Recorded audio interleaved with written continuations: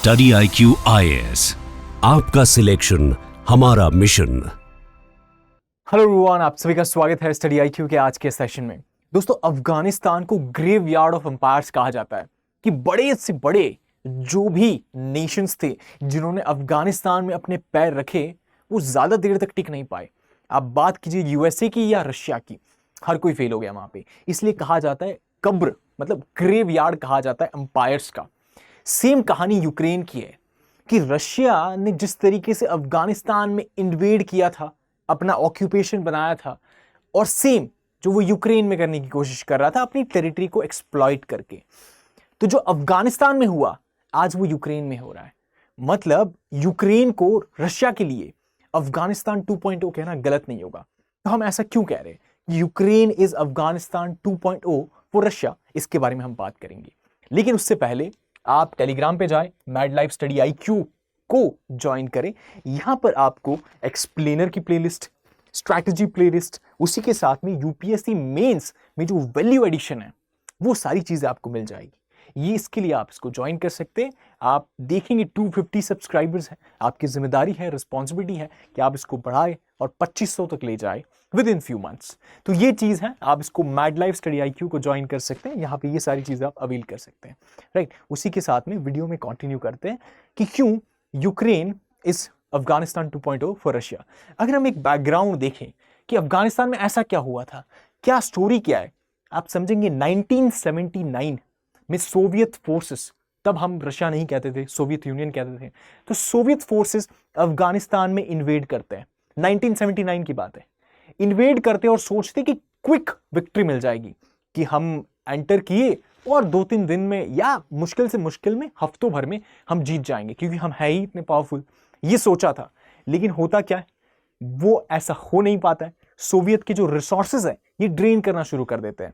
मतलब जो सोचा था कि जल्दी खत्म हो जाए वो नहीं होता है, बहुत लंबा कॉन्फ्लिक्ट हो जाता है। डेकेड्स तक सोवियत यूनियन को वहां पे अपना ऑक्यूपेशन बनाना पड़ता है। ये चीज होता है, तो इसकी जो ग्लोबल इमेज थी वो बहुत खराब हो जाती है।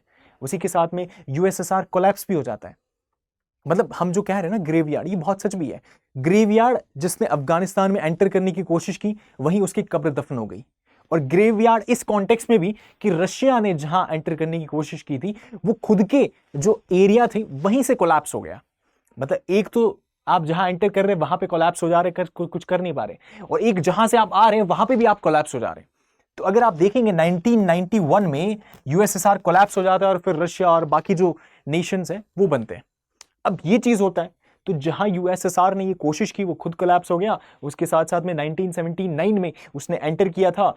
और ये जो पूरा फेज है आज यूक्रेन में हमको देखने को मिल रहा है कि जिस तरीके से अफगानिस्तान में हो रहा था सेम यूक्रेन में भी देखने को मिल रहा है हमको। तो क्या ये यूक्रेन में अफगानिस्तान 2.0 का मोमेंट है, इसके बारे में हम बात करेंगे। तो जैसे अफगानिस्तान 2.0 हम जो कह रहे हैं वो किस कॉन्टेक्स्ट में है, अगर इसको टर्म को देखें तो ये है कि प्रोलॉन्ग कोई भी कॉन्फ्लिक्ट है बहुत प्रोलॉन्ग हो गया, जैसे अफगानिस्तान में हो गया था, या फिर वो अनविनेबल हो गया है कि कोई जीत ही नहीं पा रहा है। अफगानिस्तान में भी US और USSR थे, जीत नहीं पा रहा था, कोई डिसिसिव विक्ट्री नहीं मिल रही थी। कभी ये आगे, कभी ये आगे, कभी ये आगे, कभी ये आगे, और फिर एंड हो जाता है कि दोनों ही को वहां से निकलना पड़ता है। जैसे हाल में US भी निकल गया उस चीज से।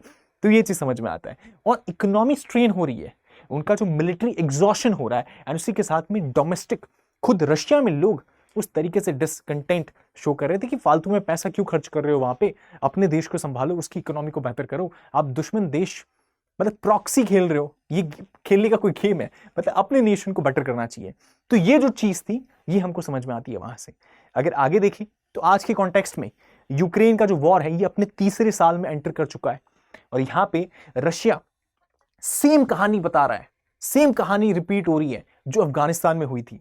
आप देखेंगे कैजुअलिटीज बहुत ज्यादा है, बहुत सारे लोग, लाखों लोग, सोल्जर्स मरे हैं, घायल हुए हैं, अपनी जान गंवाई है, और बहुत सारे अपने फैमिली से बिछड़े हैं। ये चीज है। और इसकी वजह से इकोनॉमिक जो कॉस्ट है वो भी बहुत ज्यादा है। इन्फ्लेशन को फैक्टर इन करें तो कितना कॉस्ट हो गया, 3 साल से ये चल रहा है। और वेपन वाला जो एक बिजनेस है ये तो बहुत एक्सप्लॉइट किया गया है, बहुत यूज किया गया है उसको। तो ये समझ में आता है। तो रशिया को एक ग्लोबल आइसोलेशन में जिस तरीके से आज देखा जा रहा है वो तब भी देखा गया था। और ये चीज हमको समझ में आती है कि कोई क्लियर विक्ट्री तो नहीं है। तो ये जो कहानी है इसको समझेंगे तो सबसे पहले हम देखते हैं कि हम क्यों कह रहे हैं कि ये 2.0 है। अफगानिस्तान 2 पॉइंट है, तो सिमिलैरिटी देखते हैं कि तब जो अफगानिस्तान का ऑक्यूपेशन रशिया ने किया था और आज जो यूक्रेन का ऑक्यूपेशन रशिया कर रहा है या जिस तरीके से इन्फिल्ट्रेट करने की कोशिश कर रहा है, स्पेशल मिलिट्री जो ऑपरेशन किया था, उसमें क्या सिमिलैरिटी है। अगर उसको देखें तो मिलिट्री स्टेलमेट, मतलब ना यहां से कोई जीत रहा है ना यहां से कोई जीत रहा है। देखेंगे क्या समझ में आता है कि अफगानिस्तान में आप देखेंगे किस तरीके से हुआ था कि गुरिल्ला फोर्सेस थे, रेजिस्ट करते थे, उनको एंटर नहीं करने दे रहे थे, ये समझ में आता है। और जो विक्ट्री था इल्यूसिव था, लग रहा था जीत रहे लेकिन जीत नहीं पा रहे थे, कुछ था नहीं उसमें। यूक्रेन में देखेंगे कि रशिया ने सोचा था, अर्ली एडवांस किया, बहुत ज्यादा आगे पहुंच गया था, कीव तक पहुंचने वाला था, कैपिटल तक पहुंचने वाला था, पूरा यूक्रेन हथिया लेता, लेकिन फिर क्या होता है, यूएस का बैकिंग, यूएस सपोर्ट करता है और फिर दोनों प्रॉक्सी खेलते हैं। मतलब रशिया के लिए तो एक इन्वॉल्वमेंट हो गया डायरेक्ट, लेकिन यूएस के लिए डायरेक्ट इन्वॉल्वमेंट नहीं है। यूएस को अपने कोई आर्म फोर्सेस को वहां भेजने की जरूरत नहीं है। यूक्रेन की आर्म फोर्सेस है, यूएस अपना जो सामान है, जो इक्विपमेंट है, वेपन्स है, वो सब बेच रहा है, वहां पे बहुत पैसे कमा रहे हैं। तो यूएस इसमें प्रॉक्सी खेल रहा है, रशिया डायरेक्टली इन्वॉल्व है। और यूएस की बैकिंग की वजह से जो तब हुआ था प्रॉक्सी गेम के समय पे 1979 वाले जो डेकेड था उसमें, वो आज भी होते हुए देखने को मिल रहा है। अगर आप देखेंगे कि सिग्निफिकेंट एरिया यूक्रेन ने फिर से ले लिया, आप खरकीव की बात करें या फिर खरसों के बहुत सारे पार्ट की बात करें, जो रशिया ने टेक ओवर किया था, फिर से यूक्रेन ने हथिया लिया है। तो अब कोई जीत ही नहीं रहा है, वहां पे स्टेलमेट हो गया, मिलिट्री स्टेलमेट हो गया, ना कोई आगे ना कोई पीछे, जैसा था वैसा का वैसा। और इकोनॉमिक कॉस्ट, ह्यूमन कॉस्ट कितना हो गया आप समझ नहीं सकते, अनइमेजिनेबल लेवल पे ये चीज है। उसी के साथ में जो फ्रंट लाइन है वो बहुत फ्लूइड है, मतलब जो बाउंड्री है, बॉर्डर है, वो बहुत फ्लूइड है, कभी इसके कंट्रोल में कभी इसके कंट्रोल में। लेकिन एक साल के एंड में जब आप नेट देखेंगे तो समझ में आता है जो था वही है, कुछ भी चेंजेस नहीं हुए हैं, वो चीज समझ में आती है। तो कोई डिसिसिवनेस हमको देखने को नहीं मिल रही है। तो ये कॉमन पॉइंट है कि अफगानिस्तान में जो ऑक्यूपेशन किया था यूएसएसआर ने, तब मिलिट्री स्टेलमेट था, आज भी मिलिट्री स्टेलमेट है, यूक्रेन के केस में भी। दूसरी बात आती है ग्लोबल आइसोलेशन, सैंक्शंस। यूएस ने सैंक्शंस लगा दिए थे। यूएस ने उस समय पे सोचिए कि समर ओलंपिक होना था 1980 में, कहां होना था, यूएसएसआर में, लेकिन यूएस ने बॉयकॉट कर दिया। तो बहुत सारे यूएस के जो फ्रेंडली नेशंस थे उसमें पार्टिसिपेट ही नहीं करते। ये बॉयकॉट हमको 1980 में देखने को मिला था, मतलब स्पोर्ट्स पे भी इंपैक्ट हुआ था इस चीज का, इस जियोपॉलिटिकल गेम का। तो यूएस ने बॉयकॉट किया, रशिया में जो पार्टिसिपेशन था उस तरीके से, जो प्लेयर्स का, जो कंट्रीज का, वो बहुत कम था। मतलब रशिया पे सैंक्शंस और एक बॉयकॉट से ग्लोबल आइसोलेशन हमको देखने को मिला था, ये चीज हुई थी। और सेम अगर आज देखेंगे तो यूएस की बात करें, ईयू की बात करें, G7 की बात करें, हर किसी ने रशिया को ग्लोबल फाइनेंस, टेक और डिफेंस मार्केट से आइसोलेट कर दिया। अब रशिया अकेला है वहां पे, है ना। और Russia China, India, Africa, south, global south, इनके साथ कोऑपरेट कर रहा है और कनेक्ट कर रहा है, जबकि यूएस और यूरोप में जो उसका इन्फ्लुएंस था वो सिग्निफिकेंटली ड्रॉप हुआ है, ये चीज है। और 1000 से ज्यादा वेस्टर्न कंपनीज ने रशिया से 2022 से अभी तक देखेंगे तो एग्जिट कर लिया है। मतलब यूएस की जो या फिर यूरोप की जो कंपनीज है, हर किसी ने एग्जिट कर लिया है, क्योंकि वो ऐसे देखते हैं कि यूरोप एक पूरा अपने आप को साथ में देखता है, यूनिटी में देखता है। आप यूक्रेन पे अटैक कर रहे हैं तो क्या गारंटी आप यूरोप पे फिर अटैक नहीं करेंगे, वहां पे आपका एक्सपेंशनिज्म नहीं देखने को मिलेगा। तो जो लॉयलिस्ट है, जो नेशनलिस्ट है, वो कुछ इस तरीके से देखते हैं, एंड देयर आफ्टर वहां की जो कंपनीज है फिर से अपने देश में या फिर कहीं और ऑपरेशन करेगी, लेकिन रशिया में ऑपरेशन नहीं करेगी, ये चीज हमको समझ में आता है। तो यहां से एग्जिट कर लेते हैं, तो रशिया को नुकसान हुआ है। तो ये हमने सिमिलैरिटी की बात की कि 2 लेवल पे है। तीसरी सिमिलैरिटी है इकोनॉमिक और डोमेस्टिक लेवल, कि डोमेस्टिक प्रोटेस्ट देखने को मिल रहा है, वहां के लोग प्रोटेस्ट कर रहे हैं कि क्यों हम वहां पे इतना कॉस्ट लगा रहे हैं, यूक्रेन में लड़ने में हम इतना इन सारी चीजों में कॉस्ट लगा रहे हैं, इससे अच्छा हमने अपनी इकोनॉमी को बेटर कर लिया होता, एजुकेशन, हेल्थ केयर, इनको ज्यादा इंप्रूव करते। जो स्टूडेंट्स यहाँ पे पढ़ने आते थे उन्हें फिर से जाना पड़ रहा है।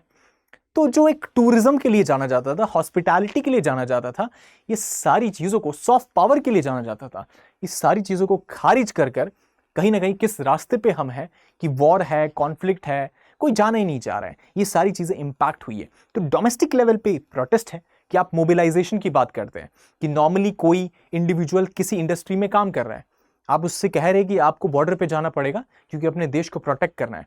तो ये जो मोबिलाइजेशन ड्राइव है उसकी वजह से उस सेक्टर में स्लो डाउन आएगा, एम्प्लॉयमेंट, लोग जो काम कर रहे हैं वो कम हो गए हैं, लोगों की जाने जा रही है बॉर्डर पे, ये सारी चीजें। तो इकोनॉमी इस लेवल पे अफेक्ट होती है, डोमेस्टिक अनरेस्ट देखने को मिल रहा है, लोग खुश नहीं है इस डिसीजन से, ये चीज है।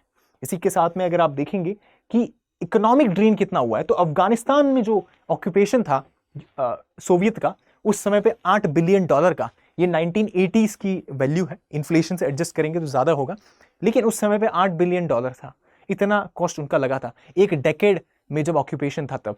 आज की समय की बात करें तो यूक्रेन में जो इन्वॉल्वमेंट है उसमें $211 बिलियन का खर्चा हो चुका है, इतना कॉस्ट आ चुका है, मतलब वहां से लेकर 25 गुना ज्यादा कॉस्ट आ चुका है। लेकिन ये तब की वैल्यू है, अगर उसको आज के हिसाब से एडजस्ट करेंगे तो भी आप देखेंगे कि वो डेकेड का इतना था और ये सिर्फ 3 साल में इतना हो गया है या 2 साल में इतना हो गया, तो ये सिग्निफिकेंटली बहुत बड़ा अमाउंट है।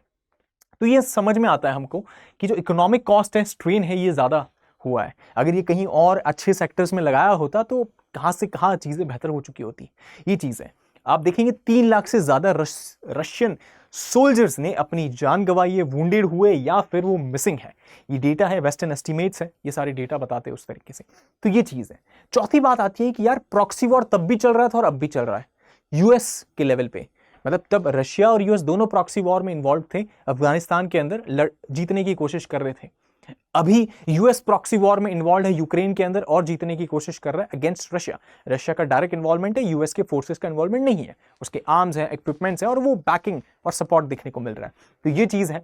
तो तब यूएस ने मुजाहिदीन फाइटर्स को आर्म किया था और मजबूत बनाया था कि जाओ और लड़ो यूएसएसआर से, है ना, सोवियत से लड़ो। तब मुजाहिदीन फाइटर्स को तैयार किया था पाकिस्तान में, अफगानिस्तान में यूएस ने। अभी क्या हो रहा है, अभी हमको समझ में आता है कि नेटो का सपोर्ट है और उस तरीके से ये जो मिलिट्री अलायंस है एक तरीके से सपोर्ट दे रहे हैं, डिफेंस इक्विपमेंट दे रहे हैं, सारा जो चीज है, फंडिंग है, ये प्रोवाइड करा रहे। उसकी वजह से जो यूएसएसआर है वो बहुत कमजोर हो गया इस चीज में। जैसे आप देखेंगे एडवांस वेपन्स मिल रहे हैं, इंटेलिजेंस जो है, ये सारी चीजें शेयर की जा रही है एंड फाइनेंशियल एड मिल रहा है। तो ये बात आ जाती है कि जो प्रॉक्सी बैटलफील्ड तब था आज भी देखने को मिल रहा है। तो इसीलिए गलत नहीं है कहना कि अफगानिस्तान 2.0 यूक्रेन बन चुका है रशिया के लिए आज के कॉन्टेक्स्ट में। फर्दर आप देखें, हिमार्स हो गया, पैट्रियट मिसाइल हो गया या F-16 फाइटर जेट्स, ये तीनों या बहुत सारे ऐसे डिफेंस इक्विपमेंट, ये मतलब मेजर है, ये सारे देने की बात की जा रही है, दे चुके हैं। इनकी डील्स उस तरीके से सिग्नल करती है कि यूएस का इन्वॉल्वमेंट और ज्यादा बढ़ेगा इसमें, ये चीज हमको समझ में आती है। तो ये हमने देखा कि क्या सिमिलैरिटी है, क्यों इसको 2.0 कहना सही होगा। लेकिन एक डिफरेंस भी देख लेते हैं कि नहीं यार, थोड़ा तो डिफरेंस है। तब अफगानिस्तान की कहानी कुछ और थी, आज यूक्रेन की कहानी कुछ और है। इतना समय हो चुका है, मतलब ऑलमोस्ट आप देखेंगे 30-40 साल हो गए और बहुत दुनिया बदल गई है। तो जो जियोपॉलिटिक्स है उसमें बहुत चेंजेस हुए हैं। तो अगर वो डिफरेंसेस को देखें तो क्या डिफरेंस थे और आज क्या डिफरेंस है, समझ में आता है कि जियोपॉलिटिकल आप देखेंगे ज्योग्राफिक प्रॉक्सिमिटी, यार अफगानिस्तान यूएसएसआर से दूर था, डायरेक्ट प्रॉक्सिमिटी नहीं था। आज देखेंगे तो यूक्रेन तो मतलब यूएसएसआर का पार्ट था, रशिया से कितना नजदीक, उसकी बाउंड्री लगती है वहां पे, लेकिन तब वो केस नहीं था।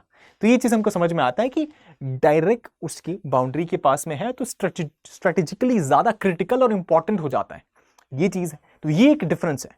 दूसरी बात आती है कि पब्लिक सपोर्ट, तब सोशल मीडिया नहीं था, वो सारी चीजें नहीं थी, तो और पब्लिक का जो सपोर्ट था यूएसएसआर का अफगानिस्तान में जो इन्वॉल्वमेंट है उसको लेकर, जो नेशनलिस्ट फोर्सेस थे जो सपोर्ट कर रहे थे वो बहुत कम थे, और जो प्रोटेस्ट कर रहे थे कि क्यों यूएसएसआर इतना पैसा खर्च कर रहा है वहां पे, वो भी बहुत कम लोग थे। लोगों को पता ही नहीं था इस चीज के बारे में, ज्यादातर मेजॉरिटी ऑफ पॉपुलेशन को।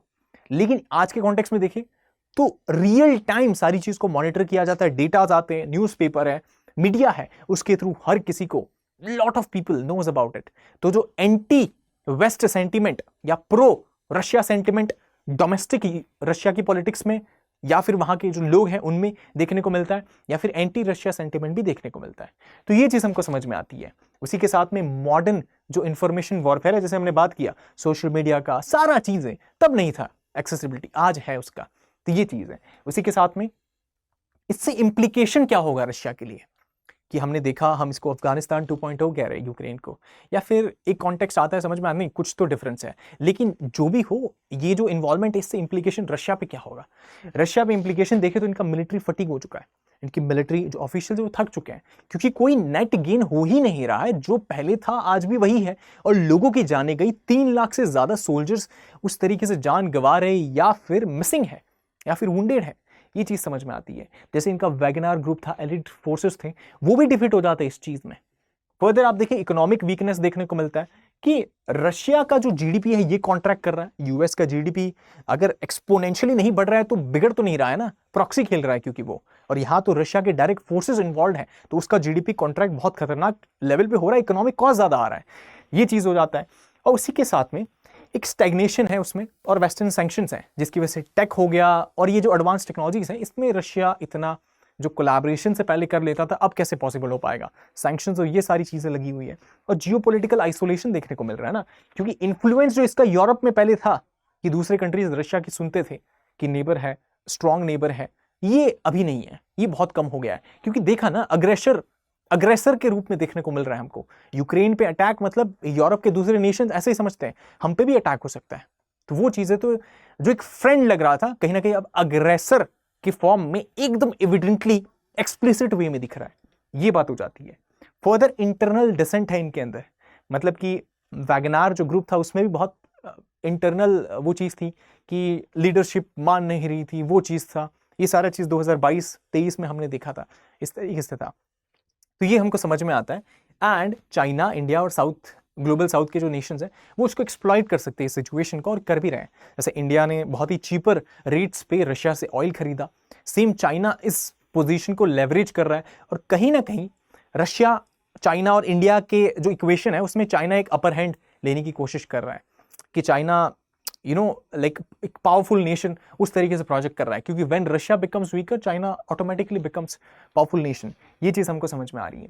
तो अगर वाइडर ग्लोबल इंपैक्ट इसका देखें तो वो क्या है, वही समझ में आता है कि नेटो और यूएस को कोई स्ट्रैटेजिक जो गेन है वो जो मिलना चाहिए ये इनके पास है, क्योंकि इनको ट्रुप्स को डिप्लॉय करने की जरूरत नहीं पड़ रही है, रशिया कर रहा है, ये प्रॉक्सी खेल रहे हैं, तो यहां पे इनको गेन है। शिफ्टिंग अलायंसेस, मतलब कि आप देखेंगे चाइना, अफ्रीका और इंडिया, अब इनमें एक अलायंस हमको शिफ्ट होते हुए देखने को मिल रहा है कि रशिया इनकी तरफ ज्यादा रुझान कर रहा है रादर देन यूएस या फिर यूरोप। तो ये जो शिफ्ट है अलायंसेस का, ये हमको देखने को मिल रहा है। उसी के साथ में ग्लोबल इंस्टेबिलिटी, एनर्जी मार्केट्स के प्राइसेस वोलेटाइल है, कभी भी अटैक होता है, कोई भी पाइपलाइन है उसको अटैक कर दिया, या स्ट्रेट ऑफ हॉर्मुज की ही बात कर लीजिए, हालांकि ये अलग एंगल हमको समझ में आता है, लेकिन एनर्जी प्राइसेस जो है वो बहुत ज्यादा फ्लक्चुएट करते हैं बिकॉज ऑफ दिस इवेंट्स। तो ये मार्केट है। फूड के जो प्राइसेस है बहुत वोलेटाइल है, क्योंकि यूक्रेन से वीट सिग्निफिकेंट अमाउंट पे इंपोर्ट किया जाता है इंडिया में, वहां से वो एक्सपोर्ट करते हैं दुनिया को, पूरी दुनिया को, रशिया हो गया, यूक्रेन हो गया, तो जो पैसेज क्रिएट कर रहा होता है ये इंपॉर्टेंट हो जाता है। अगर इस पे डील नहीं होती है तो बहुत समय पे फूड प्राइसेस इन्फ्लेटेड देखने को मिलते हैं। फर्दर बहुत बार ऐसी सिचुएशन आई कि न्यूक्लियर ब्रिंकमैनशिप तक चीजें पहुंच गई कि न्यूक्लियर वेपन का कहीं इस्तेमाल ना हो जाए, कहीं कोई सन की लीडर उस तरीके से एक्शन ना ले ले, ये समझ में आता है। तो ये वाइडर ग्लोबल इंपैक्ट है। अगर कंक्लूजन में देखें तो क्या समझ में आता है कि जो रशिया के बारे में हम कह रहे हैं कि ये अफगानिस्तान 2.0 वाला मोमेंट है, अगर उसको देखें तो कहीं ना कहीं ये मिरर तो करता है, मतलब यूक्रेन रशिया के लिए प्रेजेंटली अफगानिस्तान 2.0 है, ये इस लेवल पे हम समझ सकते हैं कि मिलिट्री ओवर कॉन्फिडेंस तब भी था, जीत जाएंगे, लेकिन नहीं जीते, आज भी देखने को मिल रहा है। तब भी सैंक्शंस और आइसोलेशन था, आज भी देखने को मिल रहा है। तब भी इकोनॉमी ड्विंडल करी थी, आज भी कर रही है, और तब भी डोमेस्टिक डिससैटिस्फैक्शन था, और आज भी देखने को मिल रहा है। लेकिन अगर हम देखें तो वो प्रॉक्सिमिटी वाला गेम समझते हैं कि तब बहुत दूर था अफगानिस्तान रशिया से, यूएसएसआर से, आज तो एकदम मतलब बाउंड्री शेयर करता है, तो वो बात आ जाती है। और जो मॉडर्न जियोपॉलिटिक्स है यार, 30-40 साल हो गए, बहुत बदल गया है, चीजें बहुत कॉम्प्लेक्स हो गई हैं, तो इतना आसान भी नहीं है कि उस तरीके से हम उसको 2.0 कहते हैं, तो बहुत अलग इक्वेशंस भी समझ में आ रही है, तो ये बात हो जाती है। तो अब फर्दर ये समझ में आता है कि अगर वॉर कंटिन्यू होता है, कोई डिसिसिव विक्ट्री नहीं समझ में आती है, कोई नहीं जीत पाता है, तो कहीं ना कहीं ये कहना गलत नहीं होगा कि हिस्ट्री इसको रिमेंबर करेगा एज, आप देखेंगे यूक्रेन को एज रशियाज अफगानिस्तान 2.0। तो ये चीज हमको समझ में आता है, if there is no decisiveness then it might be remembered as such way. तो ये हमने चीज को समझा। उसी के साथ में ये पूरी कहानी थी कि क्यों हम कह रहे हैं Ukraine is Afghanistan 2.0 for Russia. तो we saw the one side of it कि क्यों हम कह रहे हैं, दूसरा साइड भी हमने देखा कि नहीं, पूरी तरीके से ट्रू नहीं है। And then after finally we saw the conclusion कि अगर कोई जीतता नहीं है इसमें तो कहीं ना कहीं ये कहना गलत नहीं होगा कि ये 2.0 था। उसी के साथ में प्रीलिम्स के लिए आपके लिए क्वेश्चन है, आप देखेंगे यहाँ पे नो लैंड बॉर्डर, कि Russia share no land border with Ukraine, तो ये स्टेटमेंट तो गलत हो जाता है। उसके बाद में क्या आंसर है आप कमेंट में जरूर बताइएगा। देयर आफ्टर आप के लिए ये क्वेश्चन है, मेंस के लिए GS 1234 में आप देखेंगे इसको 123 में। तो कंपेयर करना है अफगानिस्तान के साथ में कि यूक्रेन वाला जो कॉन्फ्लिक्ट है, और क्रिटिकली एनालाइज करना है कि इसके इंप्लीकेशन ग्लोबल जियोपॉलिटिक्स पे क्या होंगे। हमने जो पढ़ा समझा वही चीज़ है, एंड सेम क्वेश्चन इसी लेवल पे कि स्ट्रेटेजिक, इकोनॉमिक और डिप्लोमेटिक कॉन्सिक्वेंसेस क्या होंगे, और हिस्टोरिकल पैरेलल्स आपको ड्रॉ करने हैं सोवियत अफगानिस्तान वॉर से। फर्दर ये ऐसे के लिए क्वेश्चन है कि हिस्ट्री रिपीट्स इटसेल्फ, इस पे आपको ऐसे लिखना है, आप इसको प्रैक्टिस कर सकते हैं। देयर आफ्टर एथिक्स के क्वेश्चन है कि एथिकल डिलेमा क्या है, मिलिट्री ऑब्जेक्टिव आप अचीव करना चाह रहे हैं लेकिन ह्यूमैनिटेरियन क्राइसिस भी तो हो रहा है उसमें, वॉर में, मतलब वॉर एथिक्स किस तरीके से है उस पर क्वेश्चन आ जाता है। और लीडरशिप आपकी है मिलिट्री में लेकिन मोरल रिस्पॉन्सिबिलिटी के साथ आता है, वो उसको कैसे हैंडल किया जाए, तो ये एथिक्स के क्वेश्चन है। एंड ये पूरी कहानी थी आज की। उसी के साथ में अगर आपको वीडियो पसंद आया हो तो आप टेलीग्राम पर जाकर मेडलाइव स्टडी IQ को ज्वाइन कर सकते हैं, वहाँ पे ये सारी चीज़ें आपको अवेल कराई जाएगी। आप यहाँ से ज्वाइन करें या फिर इसको स्कैन कर भी, QR को स्कैन करके भी ज्वाइन कर सकते हैं। आई विश एंड होप आपको वीडियो पसंद आया। अगर पसंद आया तो do like, share, subscribe, share with your friends and fellows. Thank you so much for watching, see you in the next video. Study IQ IAS, आपका सिलेक्शन हमारा mission.